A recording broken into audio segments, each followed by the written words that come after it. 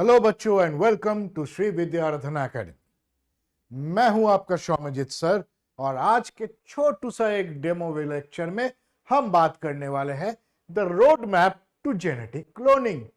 ये जो है यहां पे आपको डिटेल में नहीं बताया जाएगा कि कौन से प्रोसेस में क्या होता है, लेकिन आपको ये एक होलिस्टिक आइडिया दिया जाएगा जहां पे आपको पता चलेगा कि आप अगर कुछ भी प्रोजेक्ट अचीव करना चाहते हो तो वो प्रोजेक्ट आप कैसे सक्सेसफुली अकॉम्प्लिश करोगे। तो शुरू करते हैं बिना टाइम वेस्ट किए the road map to genetic cloning. अभी अगर मैं आपको पूछूं कि आपके मन में ऐसा क्या एब्सर्ड चीज है जिसका एक प्रोजेक्ट बना सकते हैं, फॉर एग्जाम्पल आप कहोगे कि सर एक काम करते हैं, लेट्स मेक पिग्स फ्लाई, या फिर something a little more beautiful, let's make some flowers that are really let's make some flowers that are really beautiful and they glow in the dark। है ना खूबसूरत सी idea. Nature में ऐसे flowers मिलना next to impossible है, but with the power of genetics, with the power of biotechnology in our hands, we can accomplish this project। और उसके लिए हमको पहला सवाल पूछना पड़ेगा, what are the things that already glow in our living world? First thing that comes to my mind is, biological classification में हमने पढ़ा है डाइनोफ्लैजिलेट्स ग्लो, दे शो बायोल्यूमिनेसेंस। एनिमल किंगडम में मेरे को किसी ने कहा था कि टिनोफोरास है, comb jellyfishes, they also glow. एक काम क्यों नहीं करते? Why don't we find a jellyfish that can glow? For example like this, you can clearly see that there is a glowing part of the jellyfish which is green in color. And why is it green in color? Because it is done by a particular protein called green fluorescent protein। ये जो green fluorescent protein है, ये क्या करता है? In presence of UV light, it gives out a green fluorescent light। इसीलिए इसका नाम है GFP या green fluorescent protein। अभी नाम से पता चल रहा है ये चीज क्या है, एक प्रोटीन है। प्रोटीन कहां से मिलता है? सर प्रोटीन आरएनए बनाता है। Very good. आरएनए को इंफॉर्मेशन कहां से मिला है? सर ये इंफॉर्मेशन स्टोर किया हुआ है डीएनए में। डीएनए में जीन्स होते हैं जहां पे आपके ये इंफॉर्मेशन स्टोर किया जाता है। सो हम क्या करेंगे, हम देखेंगे कि कौन से जीन में ये ग्रीन फ्लोरोसेंट प्रोटीन का इंफॉर्मेशन स्टोर किया हुआ है। फिर वो सेल्स जो है, वो सेल्स को हम आइसोलेट करेंगे और सेल्स को आइसोलेट करने के बाद उस सेल्स का लाइसिस करेंगे। लाइसिस मतलब वो सेल को तोड़ देंगे। अगर तोड़ना ही है तो फिर यहां पे एनिमल सेल है। Animal cells are particularly easy to break down.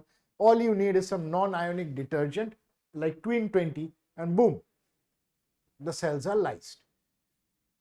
Tell me something, what if it was a plant cell? वहां पे तो एक सेल वॉल है, वो भी किस चीज का बना हुआ? सेल्यूलोज का। सो वहां पे एंजाइम यूज करना होता है सेल्यूलेज। और अगर ये फंगल सेल होता तो फंगल सेल में कौन सा सेल वॉल है? काइटिन का सेल वॉल है। वहां पे एंजाइम यूज करना होता क्या? काइटिनेज। अगर ये बैक्टीरियल होता तो बैक्टीरियल का भी सेल वॉल है भाई, पेप्टिडोग्लाइकन, लेकिन उसको भी तोड़ने का उपाय है, the enzyme is known as lysozyme. ठीक है, ऐसे हम डिफरेंट एंजाइमेटिक ट्रीटमेंट करके सेल को लाइस कर सकते हैं। लेकिन जब सेल को लाइस करेंगे अंदर का पूरा सामान बाहर आ जाएगा। सिर्फ डीएनए नहीं, आरएनए आएगा, लिपिड आएगा, आपके कार्बोहाइड्रेट्स आएंगे और भी कितना ऑर्गेनेली वगैरह सब कुछ बाहर आ जाएगा। तो क्या करना पड़ेगा? हमको आइसोलेशन करना पड़ेगा डीएनए का, isolation of the genomic DNA. ये आइसोलेशन के जो प्रोसेस है वो डिटेल में हम रेगुलर क्लासेस में सीखेंगे। यहां पे हम देख रहे हैं कि ये जो आपको यहाँ पे दिख रहा है कि ये छोटा सा बुढ़िया का बाल जैसे, ये जो चीज है ये आपका प्रेसिपिटेटेड डीएनए है, मतलब ये डीएनए आउट ऑफ सोल्यूशन आ गया है। ये क्यों हुआ है? By the addition of chilled ethanol. इसके बारे में हम बात करेंगे, बट अभी के लिए हम ये मान लेते हैं कि हमने डीएनए अलग से निकाल लिया है। अच्छी बात है। निकालने के बाद क्या करेंगे हम? यहाँ पे नेक्स्ट डाइजेशन करेंगे जो जीनोमिक डीएनए उसका।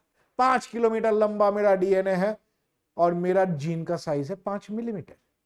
तो फिर मैं 5 किलोमीटर का डीएनए लेके क्यों चल? एक काम करते हैं, ब्रेक डाउन कर देते हैं ये जीनोमिक डीएनए को, ताकि मेरा जो छोटू सा जीन है वो एक छोटा सा पीस में ही रहे, इतना लंबा पीस में ना रहे। इसके लिए हम डाइजेशन कर सकते हैं, सोनिकेशन कर सकते हैं, और कभी कभी एंजाइमेटिक ट्रीटमेंट भी होता है। ठीक है, इसके बाद करेंगे क्या, DNA gel electrophoresis. DNA is negatively charged. क्यों सर? क्योंकि वहां पे फॉस्फेट्स होते हैं, phosphates are negatively charged, and this DNA being negatively charged, if an electric current is applied, it will move or migrate towards the positive node, है ना, यहां पे पॉजिटिव जो पोल है उसके तरफ जाएगा ये। अभी ये जो कितना दूर भागेगा, ये जो डीएनए है सब एक ही लाइन से स्टार्ट किया है रेस, लेकिन ये कितना दूर भागेगा वो डिपेंड करेगा उसके साइज के ऊपर। जितना छोटू सा डीएनए है वो पटक पटक पटक करके जल्दी जल्दी भागेगा, बट जो अपना बड़े डीएनए है वो धीरे धीरे धीरे करके चलेगा, सो फिर वो ज्यादा माइग्रेट नहीं कर पाएगा। यहाँ पे डीएनए जेल इलेक्ट्रोफोरेसिस से मेरे को पता चल जाएगा कि कौन से फ्रैगमेंट में मेरा डिजायर्ड जीन ऑफ इंटरेस्ट है। उसके बाद क्या करेंगे, मेरे को सिर्फ और सिर्फ वही जीन ऑफ इंटरेस्ट चाहिए, उसके आजू बाजू के चीज नहीं चाहिए।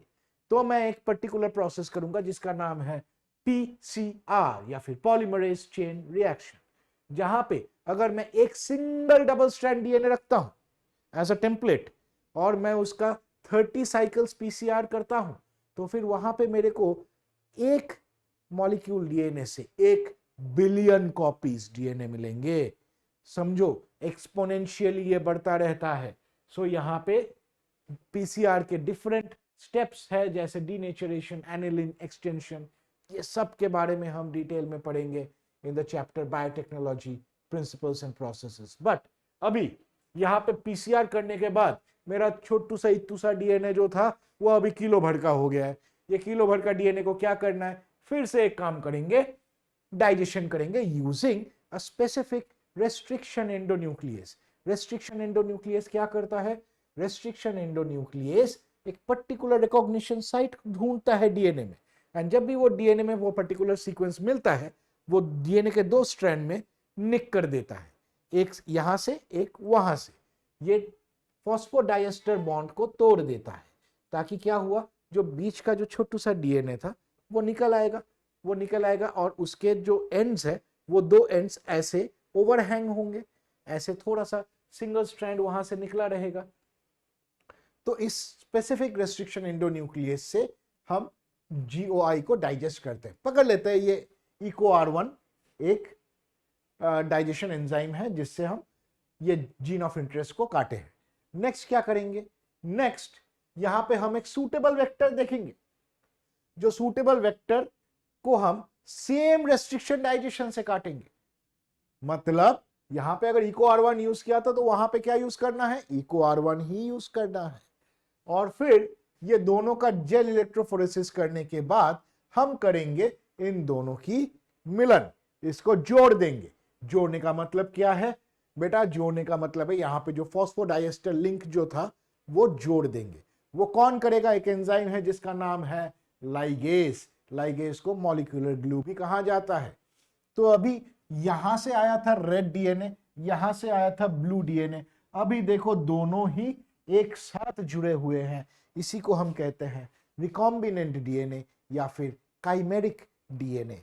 ये जो रिकॉम्बिनेंट डीएनए है, अभी इसको क्या करना पड़ेगा, इसको मेरे को एक बैक्टीरिया के अंदर डालना पड़ेगा।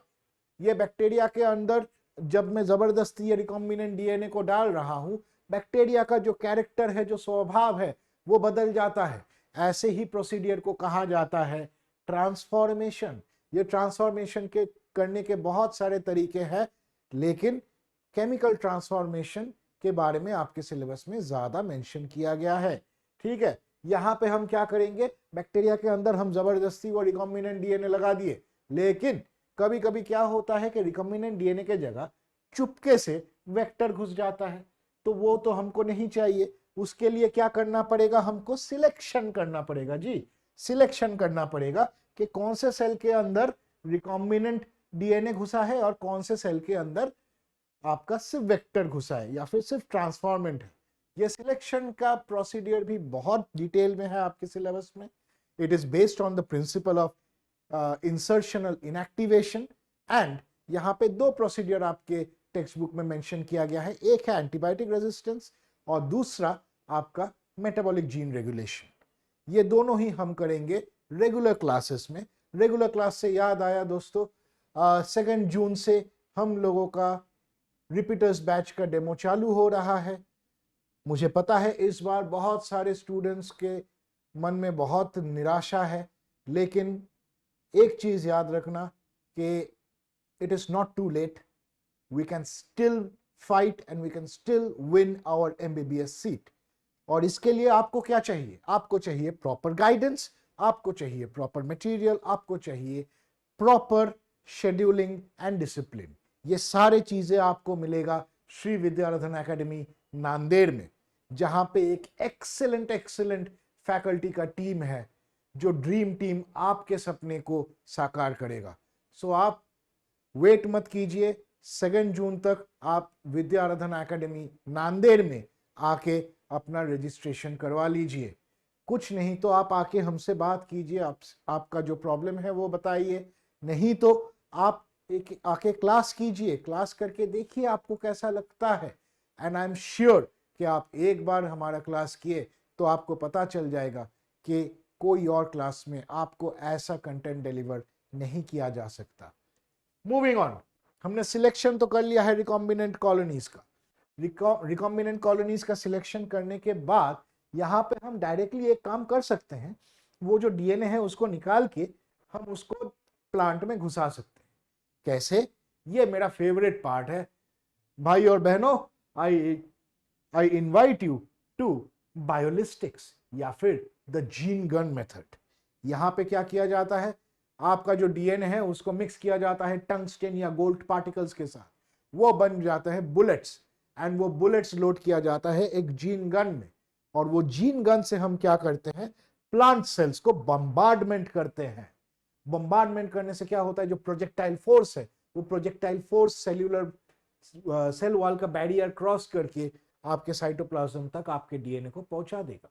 इसी को कहते हैं बायोलिस्टिक्स या फिर जीन गन मेथड। इसी के वजह से आपके जो सेल्स है वो ट्रांसफॉर्म कर जाएंगे, एंड आपको जैसे कहा था मैंने कि एक ग्लोइंग जेलीफिश का कैरेक्टर लेके हम बना देंगे एक ब्यूटीफुल सा glow in the dark flower.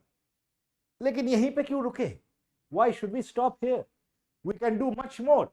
मेरे पास बैक्टीरिया है, जो बैक्टीरिया ये जीएफपी बहुत ज्यादा बना सकता है। तो मैं काम करता हूं ना, इस बैक्टीरिया को मैं डालता हूं बड़े बड़े टंकी में, जिसका नाम हम कहेंगे बायोरिएक्टर। ये जो बायोरिएक्टर्स है, ये बायोरिएक्टर्स में मैं हजारों लीटर में मैं किलो ग्रीन फ्लोरोसेंट प्रोटीन बना सकता हूं। एंड बनाने के बाद मैं उस प्रोटीन को आइसोलेट कर सकता हूं। आइसोलेट करके सिर्फ वो प्रोटीन को प्यूरिफाई कर सकता हूं। प्यूरिफाई करने के बाद मेरे को क्या मिलेगा पता है? Pure green fluorescent protein powder. ये पाउडर आप कहीं पे भी छिड़क दो, आपका वो सरफेस ग्लो करने लगेगा। आप पेंट के साथ मिक्स कर दो, आपका पेंटिंग ग्लो करने लगेगा। एंड यहां से मेरे को मिल जाता है एक स्टार्टअप आइडिया, और वहीं से मुझे पता है कि कुछ ही सालों में मैं अरबपति बन जाऊंगा। ठीक है, हाँ कुछ ऐसा ही। तो जब तक वो नहीं होता तब तक हम थोड़ा इंतजार करते हैं, और आप ज्यादा देर इंतजार मत करो। याद रखो कि 2 जून 2025 से हमारा रिपीटर का डेमो बैचेस चालू हो रहा है। आप यहां पे ज्वाइन कीजिए। आप हमको एक चांस दीजिए जिसके वजह से आपके सपने साकार हो सके। श्री विद्याधन एकेडमी से मैं हूं आपका स्वामीजीत सर, और मिलते हैं क्लास में।